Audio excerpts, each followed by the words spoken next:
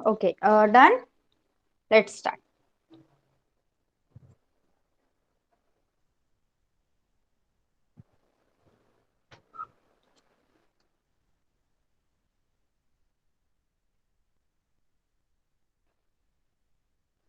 Okay, so working of the constitution, half of the part we have done, but I don't know exactly how much. So we will revise once again. Okay, this uh, the introduction part contains see, the constitution came into force on 26 January 1950, and since then the government has been working in accordance with the principle of the constitution. Okay. आपलं जे संविधान आहे ते संविधान कधीपासून आपण वापरायला सुरुवात केलेली आहे? 26 जानेवारी 1950 पासून. ओके. आणि तेव्हापासून आतापर्यंत जो काही राज्यकारभार आहे तो आपला संविधानावर, कॉन्स्टिट्यूशनवरच बेस्ड आहे. We are proceeding according our constitution only. In this chapter we will take a brief overview of the wide ranging nature of Indian democracy, important changes that have been taken place in the political process, and steps that have been taken to establish social justice and equality. बघा. So in this chapter what we are going to do, Indian democracy चा wide ranging जो nature आहे ते आपण study करणार आहोत. त्यानंतर important changes कोणकोणते झालेले आहेत आणि त्याच्यासाठी कोणत्या पॉलिटिकल प्रोसेसेस कॅरी आउट झाल्या आणि स्टेप्स कोणकोणत्या घेतल्या गेल्या ते आपण शिकणार आहोत. This review will primarily focus on 3 areas: democracy, social justice and judicial system. So first is democracy, in that political maturity. Democracy does not merely imply a representative structure. The essence of representative system is to integrate the principles of democracy in actual practice. Once this is done, democracy becomes an integral part of a political life of a society. See,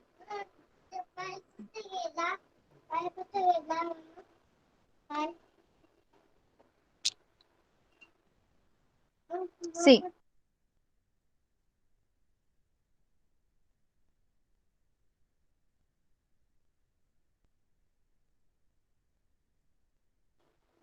Okay. So what we are learning? Democracy, लोकशाही ही अशी शासन पद्धती आहे की फक्त तिचं structure आहे असं असून चालत नाही. तर त्या स्ट्रक्चरवर आधारितच जसं आपल्याला कॉन्स्टिट्यूशन दिलेला है, जिस तरह हमें कॉन्स्टिट्यूशन दिया गया है उसी के ऊपर बेस्ड हमें हमारा जो कुछ राज्य कारभार है वो करना है. ओके.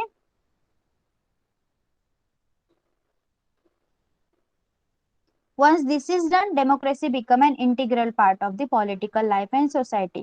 और अगर हम ये जो कॉन्स्टिट्यूशन में लिखे हुए जो कुछ लॉज है वो फॉलो करते हैं, तभी हम हमारी डेमोक्रेसी फॉलो करते हैं, तभी हमारी डेमोक्रेसी हमारी पॉलिटिकल लाइफ का एंड सोसाइटी का इंटीग्रल पार्ट बन जाती है. Accordingly, the Indian people have direct representation in the parliament, state legislature and the local government. Holding free and fair elections at regular interval is an important indicator of India's successful democracy.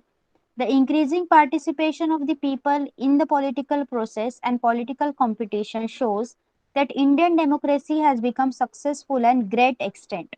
See,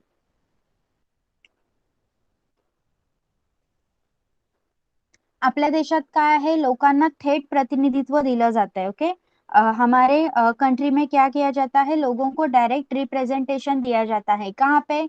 in the parliament, in the state legislature and in the local government. Okay. याच्यामुळे काय होत है, लोकांच्या ज्या इच्छा आकांक्षा आहेत, लोगों की जो इच्छा आकांक्षा है उनको प्रतिनिधित्व मिल रहा है.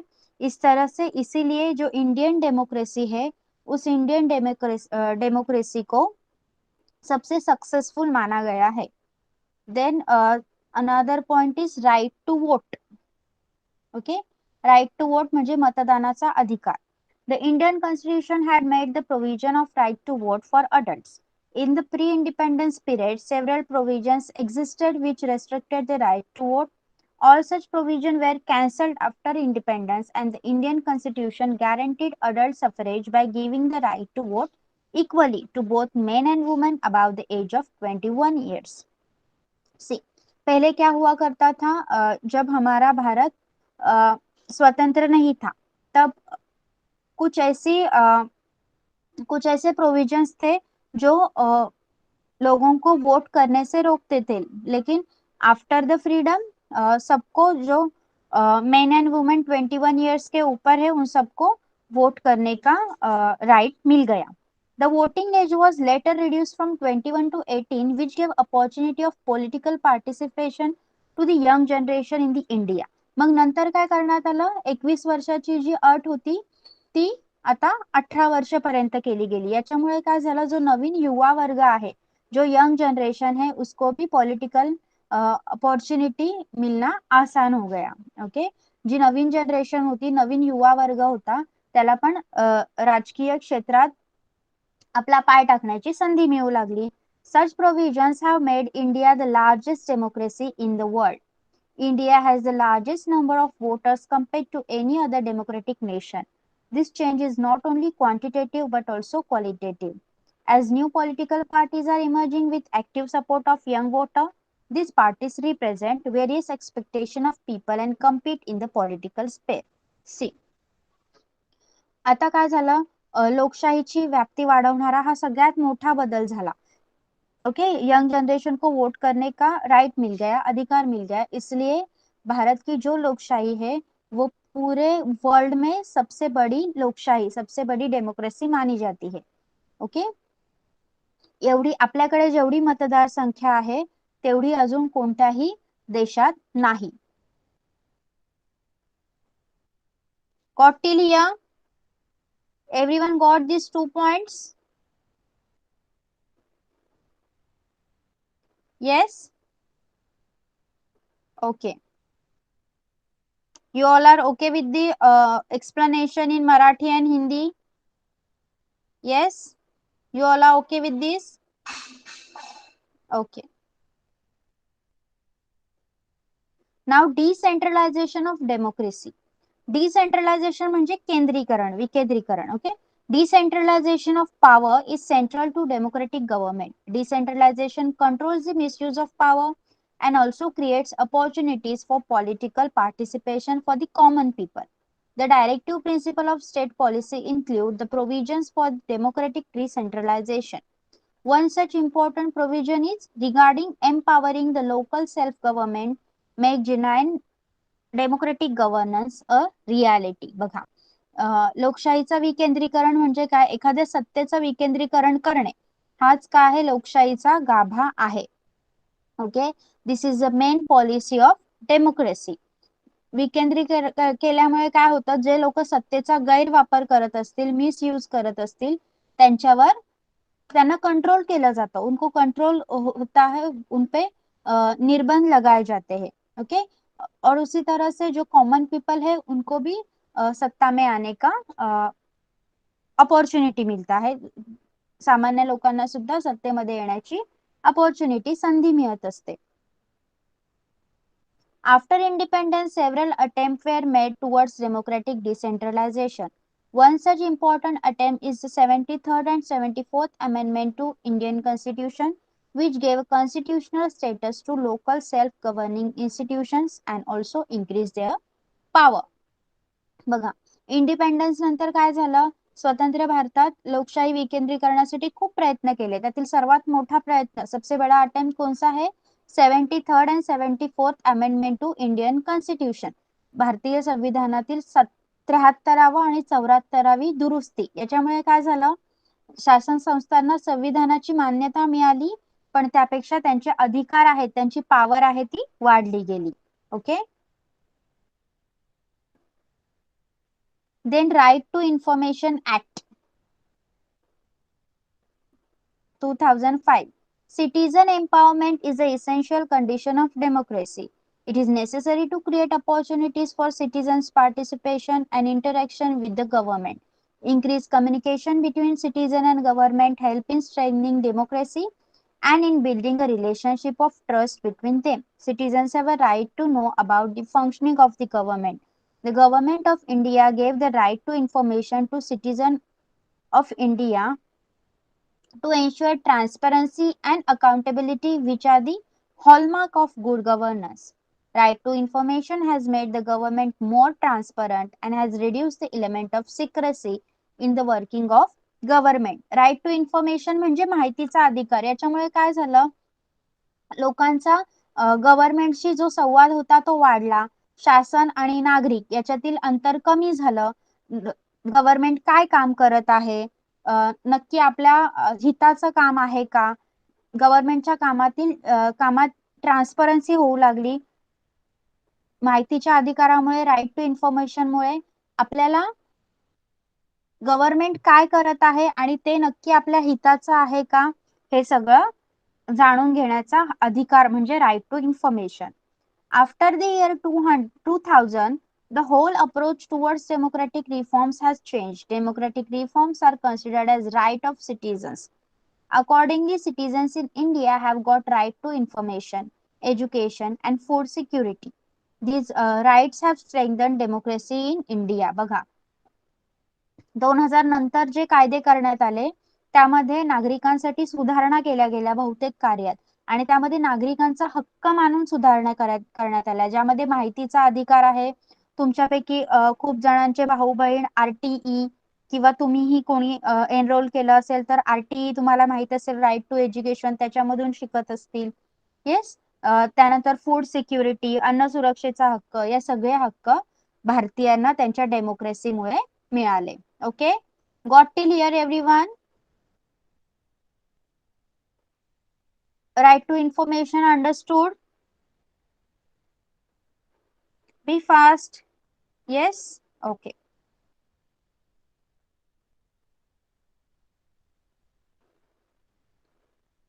Then social justice and equality. सामाजिक न्याय आणि समता. Social justice and equality are the important objectives of our constitution. The constitution has given the guidelines to establish a new society based on these two values. Which two values are important in our constitution? Social justice and equality. आपल्या संविधानातील महत्वाची दोन मूल्य कोणती आहेत? सामाजिक न्याय आणि समता. We are following the path laid down by our constitution to achieve this goal. आणि संविधानाने जो मार्ग दिला आहे त्या मार्गाने आपली वाटचाल देखील चालू आहे, आपली म्हणजे आपल्या गव्हर्नमेंटची. To establish social justice is to remove those social conditions which are responsible for injustice and insist on the equality of dignity for all individuals. The principle of justice and equality aim at the ending discrimination in social status, such as superior or inferior on the basis of caste, religion, language and gender, place of birth, race, property, and giving equality of opportunity for development to every individual. बघा, social justice is to remove those social conditions which are responsible for injustice. Okay, सामाजिक न्याय प्रस्थापित करणे, सगळ्यांना social justice मिळवून देणे म्हणजे काय? अशा गोष्टी दूर करणे ज्यामुळे व्यक्तीवर अन्याय होत आहे. मग त्या कोणत्या असू शकतात? That may be caste, religion, language, gender, place of birth, race, property, that may be any. Okay, जात, धर्म, भाषा, लिंग, वंश, संपत्ती यावर कनिष्ठ, यावर आधारित, यापैकी याची जात मोठी त्याची जात लहान अशा प्रकारचा भेदभाव न करणे. Okay, to establish justice and equality, efforts are to be made at all level of society, but the government's efforts and policies on this front are more important. For democracy to be inclusive, one must try to bring all sections of the society into the mainstream. Democracy is in fact a process of accommodating different sections in society. Democracy helps in reducing social conflicts. Let us take review of the efforts made in India in this direction. बघा, सामाजिक न्याय आणि समता हे स्थापित करण्यासाठी प्रत्येक स्तरावर प्रयत्न करावे लागतात. ओके, सारे लोगों के लिए ये वैल्यूज अप्लाय करना बहुत जरूरी है. म्हणून शासकीय धोरणांना आणि अन्य प्रयत्नांना विशेष महत्त्व दिलं जातं.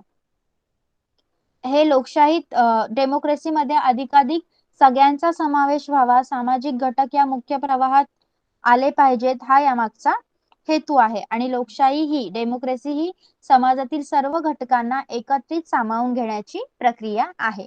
ओके, त्यामुळे काय होतं, समाजामधील जो भांडणतंटा आहे, जो संघर्ष आहे, सोसायटीमध्ये जे डिस्प्यूट्स आहेत ते सुद्धा कमी होतात. Then policy of reservation of seats. Policy of reservation of seats is meant for those section of society who have been deprived of the opportunity for education and employment for a long period of time. Okay? जो भी लोग या फिर समाज में जो ऐसे लोग हैं जिनको एजुकेशन और जॉब एम्प्लॉयमेंट ये नहीं मिल पा रहा है, उनके लिए policy of reservation of seats apply किया जाता है. Okay, accordingly in educational institutions and in government services some seats are kept reserved for scheduled caste and scheduled tribes. There is also a provision of reservation of seats for other backward classes. बघा, या तत्वानुसार, या धोरणानुसार काय केलं गेलं आहे, schedule caste and schedule tribes म्हणजे अनुसूचित जाती आणि जमाती यांच्यासाठी शिक्षण आणि नोकरीच्या क्षेत्रामध्ये काही जागा राखीव ठेवल्या जातात.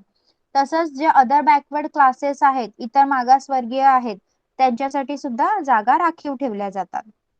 रिजर्वेशन बोलते हैं ना, जब अभी 10th के बाद जब कोई कॉलेज में एडमिशन लेने जाओगे तब आपके फॉर्म में वो रिजर्वेशन का कैटेगरी आता है. According to you you will be placed. Okay, according to your this caste and all. The scheduled caste and tribes prevention of atrocities act. जो शेड्यूल्ड कास्ट एंड ट्राइब्स के लोग होते हैं उनपे बरसों से बहुत टाइम से कुछ एट्रोसिटीज होते रहते हैं, तो वो रोकने के लिए ऍक्ट किया जाता है. ओके, अनुसूचित जाती आणि जमाती आहेत त्यांच्यावर अन्याय होत झालेला आहे, अत्याचार होतात आणि त्यांना संरक्षण देणारा कायदा म्हणजे prevention of atrocities act. Okay, बघा, this is an important act for establishing social justice and equality. This act prevents any injustice against the people belonging to scheduled caste and scheduled tribe, and any act of atrocity committed against them is liable for punishment. Schedule caste आणि schedule ट्राईबच्या लोकांविरुद्ध त्यांच्यावर झालेला कोणत्याही प्रकारचा अन्याय या कायद्याअंतर्गत काय आहे, शिक्षा, या कायद्याअंतर्गत अन्याय करणाऱ्याला शिक्षा मिळू शकते. ओके, ये लॉ किस लिए बनाया गया है, जो भी शेड्यूल ट्राइब्स और कास्ट है उन पे जो भी अत्याचार हो रहा है उसे रोकने के लिए. Then provision for minorities. जो मायनॉरिटी है, अल्पसंख्याक जे लोक आहेत त्यांच्यासाठी काय प्रोविजन आहे पहा. The Indian Constitution has made several provisions for the protection of minorities. Sorry. The government has adopted several policies for minorities to provide them the opportunity for education and employment. The Indian Constitution prohibits discrimination on the basis of caste, religion, race, language, and region. This is a comprehensive provision for minorities which fundamentally protects their rights to equality, freedom, right against exploitation, and cultural and educational rights. बघा, minority म्हणजे अल्पसंख्याक, जे लोक संख्येने कमी असतात असे. Okay, मग या अल्पसंख्याकांना प्रोटेक्शन देण्यासाठी सुद्धा आपल्या संविधानात काही प्रोविजन्स केले आहेत. हमारे संविधान में ये जो माइनॉरिटी लोग हैं उनके लिए भी कुछ प्रोविजन्स बनाए गए हैं. सो उसके अंडर क्या आता है, एज्युकेशन अँड एम्प्लॉयमेंट, रोजगार आणि शिक्षण येतं त्याच्या अंतर्गत. या कायद्यानुसार काय आहे, जात, धर्म, भाषा, प्रदेश यांच्यावर आधारित भेदभाव करण्यास काय केलेले आहे, मनाई आहे, प्रतिबंध केलेला आहे. आणि या प्रोव्हिजनमुळे काय झालेलं आहे, या संख्याक लोकांना समतेचा अधिकार, स्वातंत्र्याचा अधिकार आणि शोषणाविरुद्ध आवाज उठवण्याचा अधिकार मिळालेला आहे. Okay, then laws relating to woman and provisions for representation. आता महिला संबंधी कायदे काय आहेत बघा. In the post-independence period, efforts were made for empowering women. Taking into consideration the problems of women, several policies have been adopted. at national and international level to remove illiteracy among people and to make available opportunities for their development. देशाला स्वातंत्र्य मिळाल्यानंतर काय करण्यात आलं, महिलांना empower करण्यासाठी महिला सक्षमीकरण करण्याच्या प्रयत्नांना सुरुवात झाली. आणि यामध्ये ज्या महिला निरक्षर आहेत त्यांच्यातील निरक्षरता, इलिटरेसी म्हणजे निरक्षरता दूर करणे, त्यानंतर त्यांचा विकास होण्यासाठी त्यांना पुरेशी संधी देणे, नॅशनल इंटरनॅशनल लेवलवर त्यांच्या समस्यांना वाचा फोडणे आणि त्या समस्या सोडवण्यासाठी दखल घेणे. The right to have an equal share in the property of father and husband, Dowry Prohibition Act, Act Against Sexual Harassment, Domestic Violence Prohibition Act are some important provisions which create a favorable environment for protection of freedom of women and securing their development. वडील आणि पती यांच्या संपत्तीमध्ये महिलांना समान वाटा, हुंडा प्रतिबंधक कायदा, त्यानंतर लैंगिक अत्याचारापासून संरक्षण देणारा कायदा, घरगुती हिंसापासून संरक्षण देणारा कायदा, या सगळ्या प्रोविजन्स आपल्या संविधानात हमारे कॉन्स्टिट्यूशन में किए गए हैं. In our country, from the very beginning, women have inadequate representation in politics and political institutions. Many countries in the world have made efforts to increase representation of women. From this perspective, changes are taking place in India as well. The 73rd and 74th Amendment reserve 33% of seats for women in local self-governing institutions. This percentage has been raised to 50% in several states including Maharashtra. बघा, आपल्या देशात राजकारणात खूप कमी स्त्रिया होत्या, पहिलेपासूनच स्त्रियांचं प्रतिनिधित्व कमी होतं. ओके, पुराने जमाने से जो पॉलिटिक्स था उसमें कम स्त्रियां हमें दिखती थी. सो उनका प्रतिनिधित्व बढ़ाने के लिए क्या किया गया, जो 73rd एंड 74th जो अमेंडमेंट था उसमें 33% सीट्स वुमेन्स के लिए रिजर्व किया गया. किसमें? सेल्फ गव्हर्निंग इन्स्टिट्यूशन्स में. ओके, ज्या काही स्थानिक शासन संस्था आहेत त्याच्यामध्ये 33% जागा महिलांना देण्यात आल्या. पण महाराष्ट्रासारख्या राष्ट्रात, महाराष्ट्र जैसे राष्ट्र में क्या किया गया, उस 33% को 50% तक बढ़ाया गया.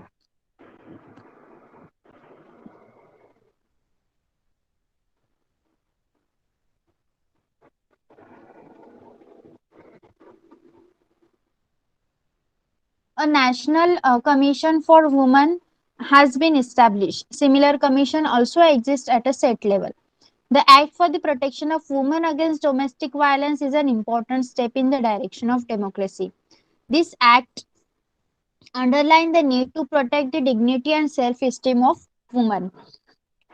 This act rejected traditional forms of domination and authoritarianism and expanded the scope of Indian democracy to make it inclusive in true sense. बघा, घरगुती ज्या हिंसा होतात त्याच्यापासून सुद्धा महिलांना संरक्षण देणारा कायदा हा लोकशाहीकरणाला, डेमोक्रेसीला पोषक असा महत्वाचा एक टप्पा आहे.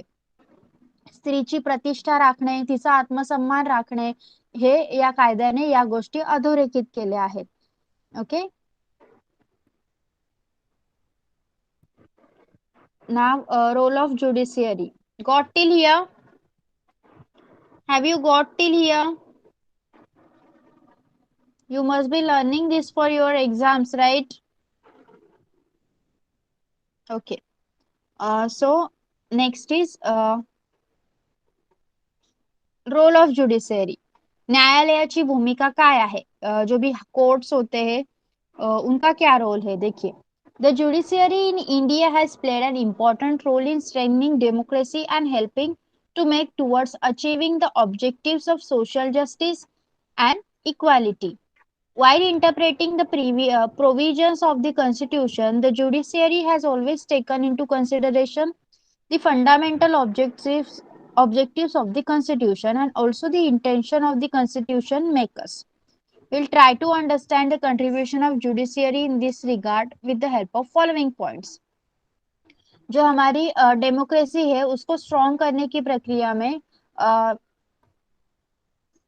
two objectives very important, that is social justice and equality, सामाजिक न्याय आणि समता.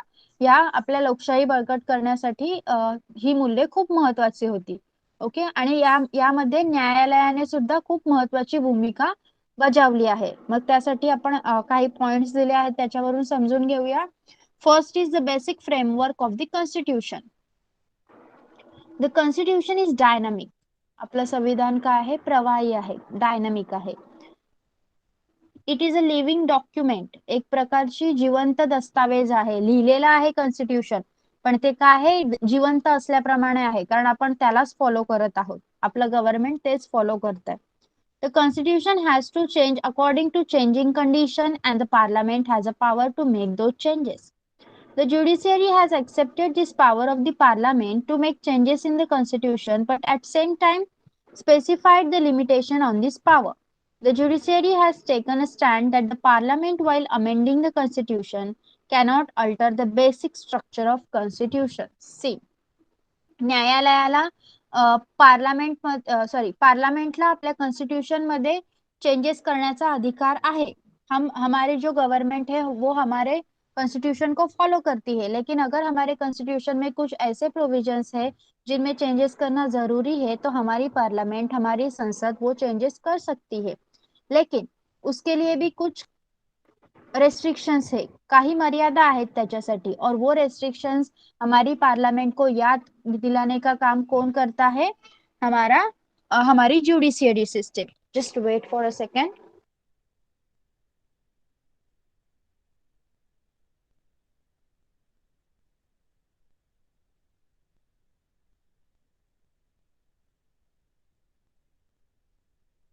ओके. सो जी संसद आहे ती काय करते? संविधानामध्ये चेंजेस करण्याचे अधिकार संसदेला आहेत, पण त्या संसदेवर कंट्रोल ठेवण्याचा अधिकार कोण करतं? कोणाकडे आहेत ते अधिकार? आपल्या ज्युडिशियरी सिस्टीमकडे, न्यायालयाकडे. Okay. Then the second is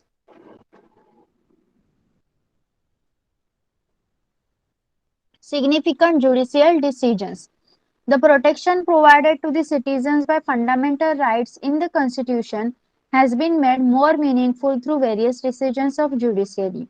Some of the important subjects on which the court has given judgment include right of children, protection of human rights, protection of honor and dignity of women, individual freedom, and tribal empowerment. These efforts have made the political process in India more mature. बघा, संविधानातील जे मूलभूत हक्क आहेत आणि त्यामुळे नागरिकांना मिळालेले संरक्षण हे अर्थपूर्ण केलं गेलं पाहिजे, आणि ते अर्थपूर्ण करण्याचं काम न्यायालयाचं असतं. न्यायालयाने काही महत्वाच्या विषयांवर देखील निर्णय दिले आहेत, जसं की बालकांचे हक्क, मानवी हक्कांची जपणूक करणे, महिलांची प्रतिष्ठा राखणे, त्यांचा सन्मान राखण्याची गरज आहे, व्यक्ती स्वातंत्र्य, आदिवासी लोकांचं सक्षमीकरण, हे सगळे विषय इथे मांडले जाऊ शकतात. In this chapter, we took a review of the Constitution and the working of government on the basis of Constitution. In the context of Indian democracy, there are many challenges before India's democracy. Governments, acts, and policies have not put an end to all the problems. There are several new problems confronting us. However, what is important is that the people in India have developed a democratic mindset. See, Bharat में जो भी democracy है, वो democracy किसके ऊपर based है? हमारे constitution के ऊपर. और इसका जो भी समराइजेशन था वो हम अब इस लेसन में कर चुके हैं, उसके बारे में हम पढ़ चुके हैं. लेकिन हमने जो लॉज बनाए हैं, जो भी हमारे अमेंडमेंट्स है कॉन्स्टिट्यूशन में, उसके आधार पर सारे प्रॉब्लम्स, हमारे इंडिया के सारे प्रॉब्लम्स खत्म हो गए हैं, ऐसा नहीं. आज भी हमारे सामने नए नए प्रॉब्लम्स आते रहते हैं, but our democracy is capable to face these problems. Okay, got till here? We have completed our lesson number 1. Yes, have you understood each and every term? It was very easy. Yes. Do you want a quick representation of the second lesson also? because I am concerning about your exams. You have your 2 lessons for your exams, right? And I don't know when we are going to get the next lecture. So what say? The next lecture also, next lesson also? Yes? Okay. जास्त burden नाही होत ना? My speed is okay for you? Tell me, speed okay आहे ना? Okay, चला.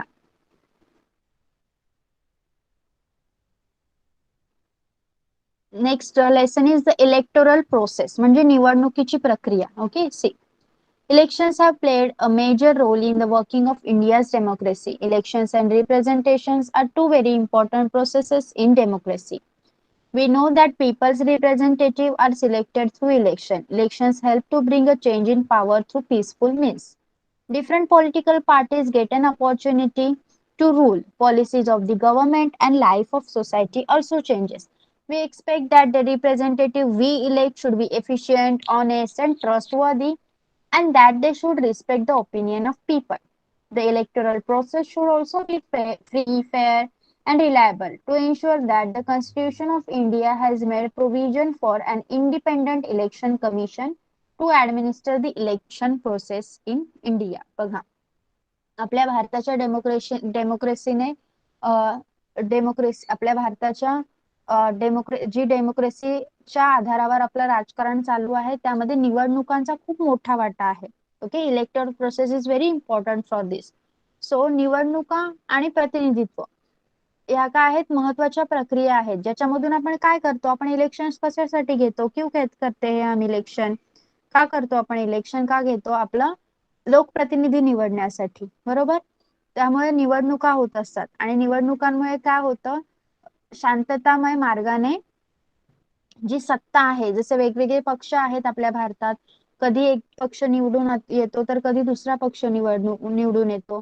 Okay, जर असं असतं की आम्हालाच निवडून यायचं आहे तर किती भांडणं झाली असती जर आपल्याकडे इलेक्टोरल प्रोसेसच नसती. ओके, जब हम अगर हमारे देश में हम इलेक्टोरल प्रोसेस को फॉलो नहीं करते तो क्या होता, दो पार्टीज में बहुत ज्यादा झगड़े हो जाते थे. Yes, but as we have the electoral process we are going it very smoothly. आपण शांततामय पीसफुल मार्गाने होत आहे सगळं. ओके, त्यामुळे काय होतं, वेगवेगळ्या पक्षांना राज्यकारभार करण्याची संधी मिळते. काही समाज जीवन बदलतं. आपण जे प्रतिनिधी निवडून देतो तो प्रतिनिधी ऑनेस्ट असावा, विश्वासू असावा, आपल्या आपल्याला फेवरेबल गोष्टी त्याने कराव्यात, आपली कदर करावी, अशी एक प्रकारची भावना असते. म्हणून आपण त्या प्रतिनिधीला निवडून देत असतो. ओके, आणि आपण ही निवडणूक प्रक्रिया ज्या प्रक्रियेद्वारे आपण त्या आपल्या what you say wait okay, आपल्या रिप्रेझेंटेटिव्हला, ओके, जो आपला रिप्रेझेंटेटिव्ह आहे मराठी, येस, लोकप्रतिनिधी, सॉरी, लोकप्रतिनिधी जो आहे त्याला आपण निवडून देत असतो, बरोबर. आणि तो निवडून देत असताना जी प्रक्रिया आहे ती खुली असावी, न्यायप्रिय असावी आणि विश्वासार्ह असावी, आपण त्याच्यावर विश्वास ठेवू शकतो अशी असावी, असं आपल्याला वाटत असतं. The Election Commission of India and the state election commission conduct all important elections in our country. The entire process of election, from declaring the date of election to the declaration of result, is carried out under the direction and control of Election Commission. The election process is an inseparable component of a comprehensive democratic process. बघा, भारताचा जो निवडणूक आयोग आहे, मतलब Indian election commission, ती काय करते, ज्या काही निवडणुका आपल्या राज्यात होणार आहेत त्याची तारीख ठरवण्यापासून शेवटची पूर्ण जो रिझल्ट आहे निवडणुकाचा तो निकाल जाहीर करेपर्यंत, रिझल्ट जाहीर करेपर्यंत सगळी कामे ही निवडणूक आयोग करत असतं. In the chapter we will understand the structure, function and the role of election commission. मग आपल्या इलेक्शन कमिशनचं काय काम आहे, त्याची रचना काय आहे आणि नक्की त्याची काय भूमिका आहे हे आपण सगळं या लेसन मध्ये समजावून घेणार आहोत.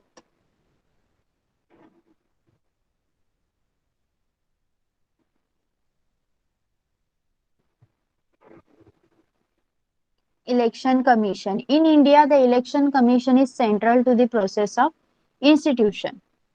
Sorry, elections. Art 324 of the Article 324 of the Indian Constitution has established this autonomous body which consists of one chief election commissioner and two other commissioners. बघा, इलेक्शन कमिशन म्हणजे आपल्या भारताची जी इंडियन इलेक्शन कमिशन आहे is central to the process of election. जी निवडणूक प्रक्रिया आहे त्याच्या केंद्रस्थानी कोण आहे? Indian election the election commission म्हणजे निवडणूक आयोग त्याला म्हणायचा. आपल्या संविधानामध्ये जे आर्टिकल 324 आहे त्याने एक त्याने हे इलेक्शन कमिशन निर्माण केलं आहे आणि त्यामध्ये एक चीफ इलेक्शन कमिशनर असतो. ओके, म्हणजे मुख्य निवडणूक आयुक्त असतो आणि दोन काय असतात? अदर कमिशनर्स असतात. दोन निवडणूक आयुक्त असतात. Okay, the president appoints the election commissioners. The chief election commissioner cannot be removed from his post easily or on account of any political reason. This is necessary to as to preserve the independence of election commission. There is a separate provision made for the expenses of election commission. बघा, निवडणूक आयुक्तांची नेमणूक कोण करतं? राष्ट्रपती. Okay, president appoint करतात election कमिशनर्सला.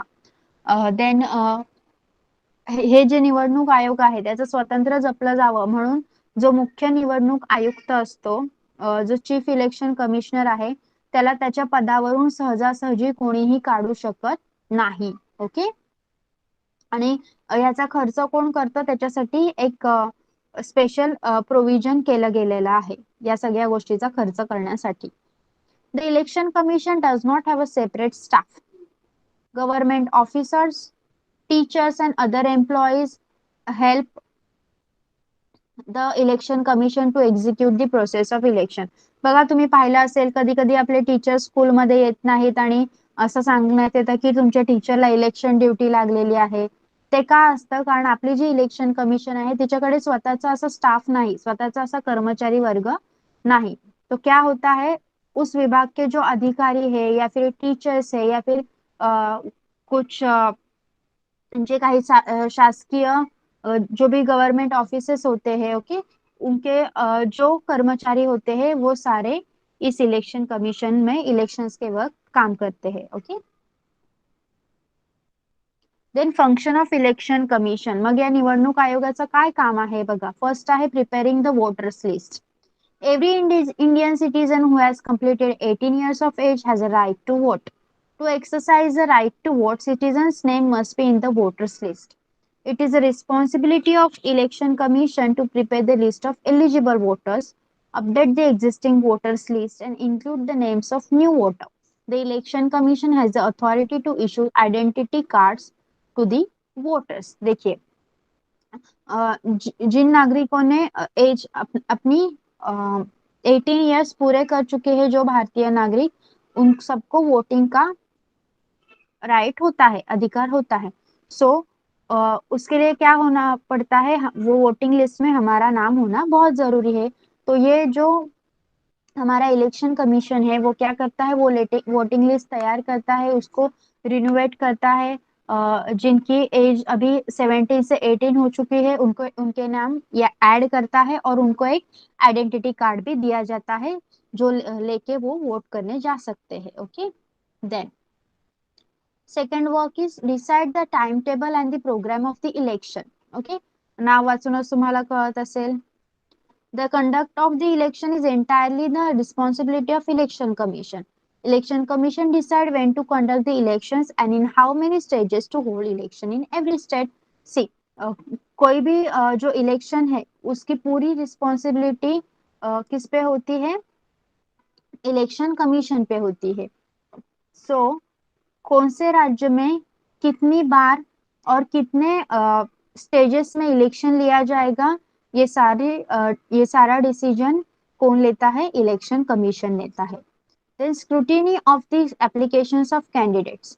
After the candidate election dates are declared, every political party select the candidates to contest election.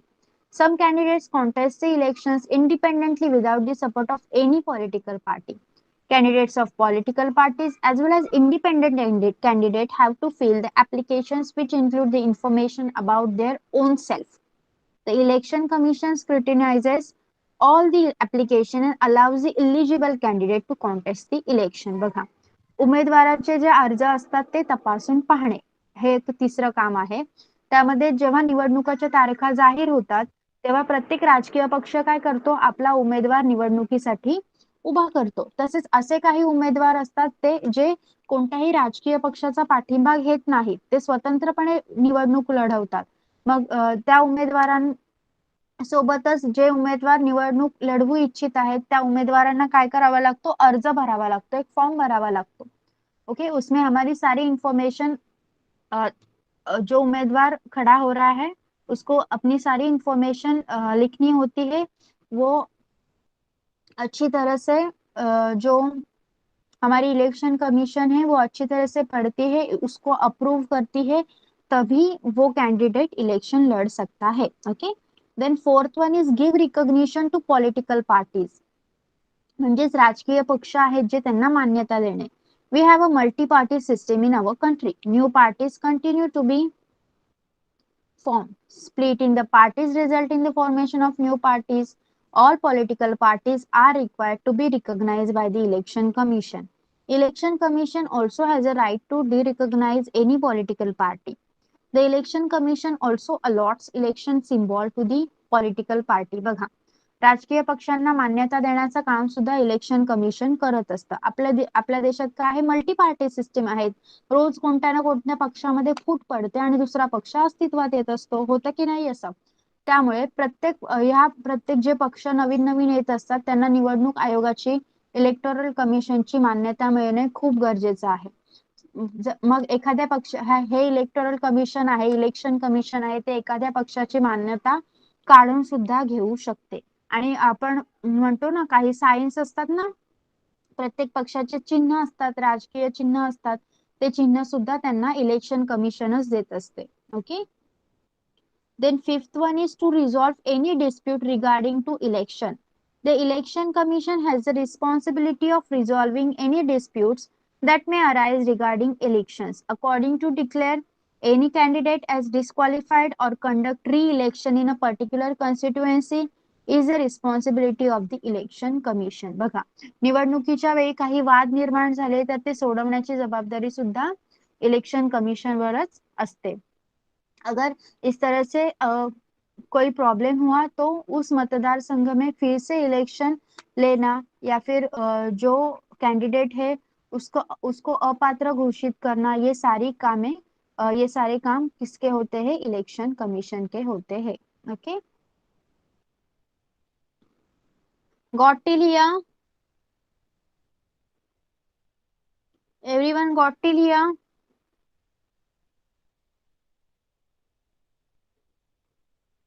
Yes.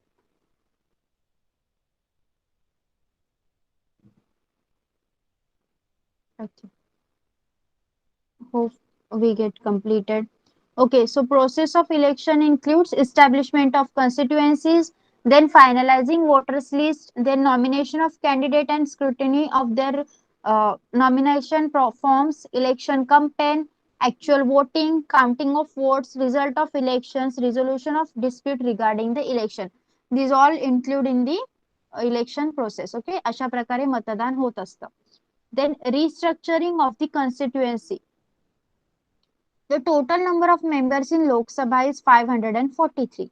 How are these members elected? Every member represents one constituency. It means there are 543 constituencies of Lok Sabha. Creating constituencies is the responsibility of the Delimitation Commission of Election Commission. The Delimitation Commission does not succumb to any pressure while restructuring the constituencies. Reconstruction करणे म्हणजे काय? पुनर्रचना करणे. मतदारसंघ आहेत त्यांची पुनर्रचना करणे. आपल्या लोकसभामध्ये किती सदस्य आहेत? 543. आणि हे सभासद कसे निवडून येतात? तर प्रत्येक सभासद हा एका कॉन्स्टिट्युएन्सीचं प्रतिनिधित्व करत असतो तिथे, बरोबर. म्हणजेच लोकसभेमध्ये 543 मतदारसंघ आहेत. आणि हे निर्माण करण्याचं, हे कॉन्स्टिट्युएन्सी निर्माण करण्याचं काम कोणाचं असतं? डिलिमिटेशन कमिशनचं असतं. What is the code of conduct?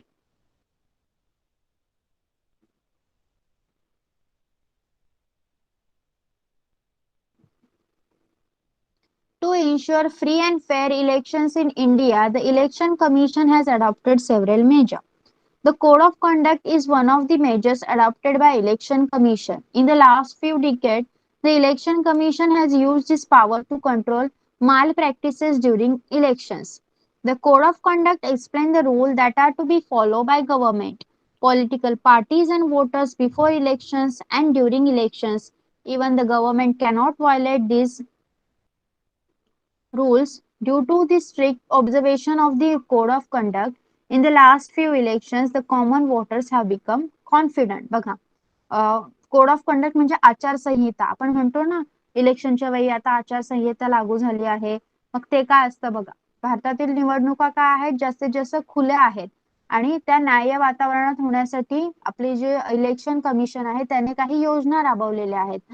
त्यामध्ये कोड ऑफ कंडक्टचा समावेश होतो. बघा, काही डिकेड पासून आपल्या निवडणूक आयोगाने म्हणजे आपल्या इलेक्शन कमिशनने सगळे स्वतःचे अधिकार वापरले आहेत आणि निवडणुकीमध्ये जे माल प्रॅक्टिसेस होतात, जे गैरप्रकार होतात, त्यांना पूर्णपणे बंद करण्याचा प्रयत्न केला आहे. जसं निवडणुकीपूर्वी काही काळासाठी किंवा निवडणुकीच्या दरम्यान राजकीय पक्ष किंवा सरकार, गव्हर्नमेंट निवडणुकी संबंधी काही नियमांचे पालन करावं लागतं त्यांना. जसं त्यांच्या गाड्यांवर जे साईन वगैरे आहेत ते त्यांना काढावे लागतात. ओके, असा काही दिवस आचारसंहितेच्या वेळी ते स्वतःच्या पक्षाचा प्रचार करू शकत नाहीत. अशा गोष्टी सुद्धा त्यांना कराव्या लागतात. ओके, या सगळ्याला आचारसंहिता म्हणतात. That is the code of conduct. Challenges in conducting free and fair election.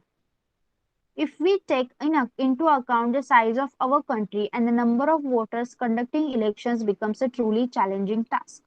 अगर हम हमारे देश का विस्तार देखेंगे और उसमें जो वोटर्स हैं उनके नंबर्स देखेंगे तो इस तरह से इलेक्शंस लेना बहुत चैलेंजिंग टास्क हो जाता है, बहुत बड़ा काम हो जाता है. The election commission has to work in accordance with the law while dealing with these challenges. Some of the challenges are mentioned below. So Kaun say challenges face करने पड़ते हैं election commission को? That we are going to see. Misuse of money takes place to the great extent during election. The election commission has to take several measures to stop such a misuse of money. पैशाच्या बाबतीत खूप मोठ्या प्रमाणात गैरव्यवहार होतो इलेक्शनच्या वेळी. Okay, तो उसको रोकने के लिए भी हमारे इलेक्शन कमीशन काम करती है. Many political parties give election tickets to the candidates with criminal background. This result not only in criminalization of the politics, but the election commission also faces problem in ensuring that election are conducted in free environment. बघा, काही उम्मीदवार का असतात, त्यांची गुन्हेगारी पार्श्वभूमी असते, वो क्रिमिनल्स होते हैं, लेकिन बहुत सारी पार्टी ऐसी होती है जो क्रिमिनल्स को भी टिकट्स देती है. टिकट्स देती है मतलब उनको त्यांना उम्मीदवार म्हणून घोषित करतात. सो अगर ऐसा हुआ तो जो हमारा पॉलिटिक्स है उसमें भी क्रिमिनल आ जाएगा. इसलिए इसको रोकने के लिए और जो इलेक्शंस है वो फ्रीली किसी भी डिस्प्यूट के बिना होने के लिए ट्राई करना, ये भी एक बड़ा प्रॉब्लम है इलेक्शन कमीशन के लिए. Another major challenge is violence during election. The extent of violence has increased significantly during election. All political parties should help election commission to control this violence. Then the another problem is the सगळ्यात मोठा अजून problem आहे की हिंसा होते, भरपूर निवडणुकांमध्ये हिंसा होते. ओके, व्हायलन्स होतं. मग यासाठी काय करायला पाहिजे? सगळ्या राजकीय पक्षांनी, जो पॉलिटिकल पार्टी है वो आगे आकर इस हिंसा को रोकनी चाहिए. हम हिंसा नहीं करेंगे, ये उन्होंने अश्योरेंस देना चाहिए. To retain a continuing influence on politics, leaders give election tickets to their own relative. This practice create a family monopoly in politics. तुम्ही पाहिलं असेल की राजकारणावर आपलाच प्रभाव राहावा असं खूप राज्यकर्त्यांना वाटत असतं, म्हणून ते काय करतात, आपल्या स्वतःच्याच नातेवाईकांना तिकीट देतात आणि त्यांनाच उमेदवारी देण्याचा प्रयत्न करतात. त्यामुळे काय होतं, कौटुंबिक मक्तेदारी निर्माण होऊ शकते. Monopoly, family monopoly in politics can be created. Then electoral reforms. Okay, निवडणुकीची सुधारणा बघा. Election is a continuous process. The future of democracy depends on election. Electoral process becomes reliable if election process gets improved. Some reforms are suggested below.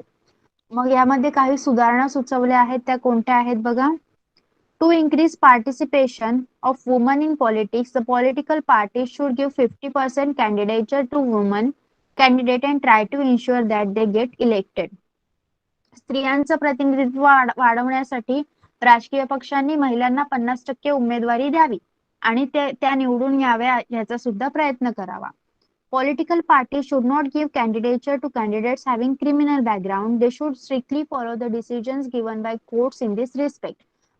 जिनका criminal background है उनको ticket न दिया जाए, उस उम्मीदवार को टिकट न दिया जाए और इससे रिलेटेड कोर्ट ने जो भी डिसीजंस दिए हैं उनको फॉलो किया जाए. The government should take care of election expenses to ensure that parties will not make misuse of money and mismanagement of money during elections can be stopped. निवडणुकांचा खर्च सरकारने करावा, त्यामुळे काय होईल, राजकीय पक्ष कोणत्याही प्रकारचा आर्थिक गैरव्यवहार करू शकत नाही आणि निवडणुकीत जे पैशांचं मिसमॅनेजमेंट होतं ते थांबवलं जाईल.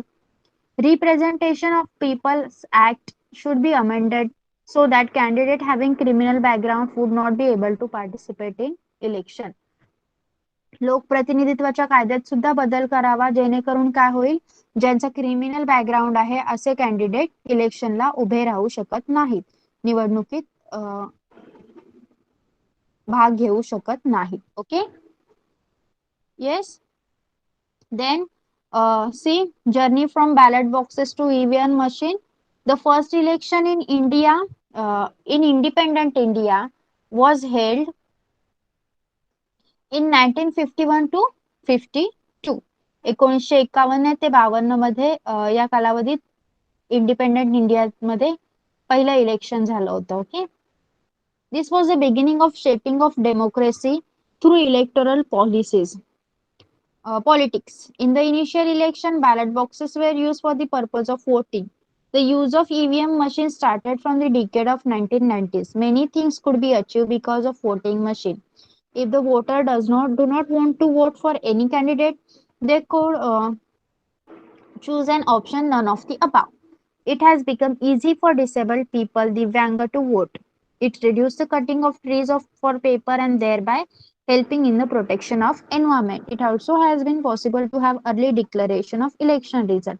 See, पहिल्यांदा बॅलेट बॉक्सेस यूज केले जायचे, ज्याच्यामध्ये एक चिठ्ठी दिली जायची आणि त्याच्यावर नाव लिहून किंवा sign, I don't know exactly what it was, but पेपरचा मिसयूज होत नाही आता ह्याच्या ईव्हीएम मशीनमुळे. म्हणजे बॅलेट बॉक्सेस मध्ये काय केलं जात असेल, पेपरवर एका चिठ्ठीप्रमाणे आपण स्कूलमध्ये वगैरे कसं करतो तसं त्या बॉक्समध्ये ती चिठ्ठी टाकली जायची, पण आता ईव्हीएम मशीन्स आले आहेत आणि त्याच्यावर बेस्ड म्हणजे नन ऑफ दी अबावचा ऑप्शन आलेला आहे. यामध्ये जर तुम्हाला कोणत्याही कॅन्डिडेटला वोट द्यायचा नसेल, तुम्हाला कोणताही कॅन्डिडेट तुमच्या फ्युचरसाठी पात्र वाटत नसेल, तर तुम्ही नन ऑफ दी अबाव हे बटन दाबू शकता आणि जे लोक डिसेबल असतात त्यांना सुद्धा ही मशीन वापरणे खूप सोपं झालेलं आहे आणि ते सुद्धा वोट करू शकतात आणि त्याच्यामुळे पेपर वाचतो आणि पेपर वाचल्यामुळे वृक्षतोडीला प्रतिबंध होतो आणि मेन म्हणजे रिझल्ट सुद्धा लवकर मिळतात. Okay, yes, here we have completed our both the lessons. Have you clearly understood? Tell me freely. Any doubts? Adarsh, Maitreya, Dheeraj, Anuj, Yash, any doubts? Clearly understood? Will you write any of the questions from these two lessons? Yes. Can you solve any of the question from these two lessons for your exams? Yes. Good. So याच्यामध्ये second lesson मध्ये काय लक्षात ठेवायचं आहे, हे EVM मशीनचं revolution, sorry ballot बॉक्सेसचं revolution EVM machine मध्ये कसं झालं, त्यानंतर mainly the functions of the electoral commission. Okay. Then first lesson,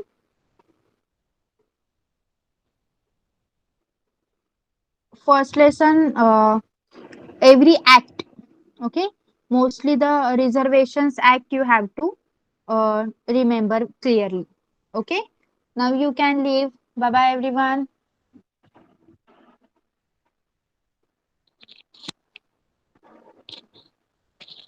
Welcome. Bye.